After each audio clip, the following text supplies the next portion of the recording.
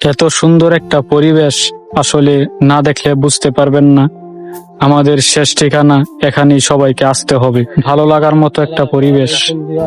আসসালামু আলাইকুম।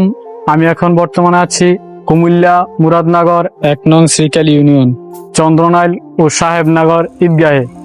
তো আমাদের ঈদগাহে কিছু কাজ চলতেছে। কিছুদিন পরে আমাদের ঈদুল আজহা।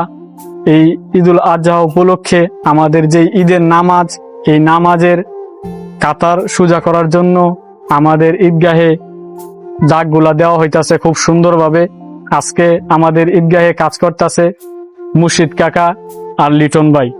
তো আমাদের ঈদগাহের পরিবেশটা খুবই সুন্দর লাগতেছে এখন। আর আমাদের ঈদগাহে যে একটা কড়ি গাছ আছে, এই কড়ি গাছটা খুবই একটা সৌন্দর্যময়। আমাদের এই ঈদগার পরিবেশটা পুরা একটা সৌন্দর্য।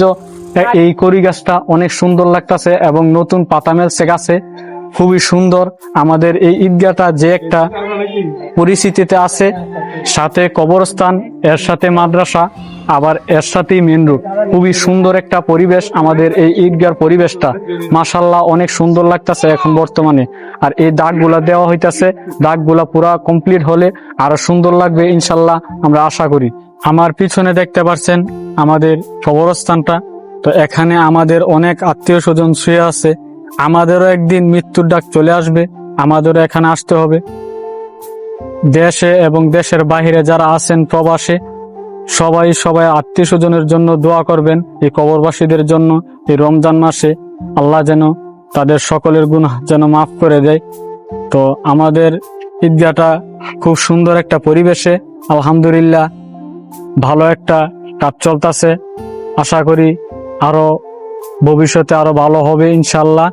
তো সবাই এই কাজে হাত বাড়িয়ে দিবেন, আর আমাদের ঈদগাহটা যেন ভবিষ্যতে আরো উন্নত হয়, এই আশাই করব আপনাদের সকলের কাছে।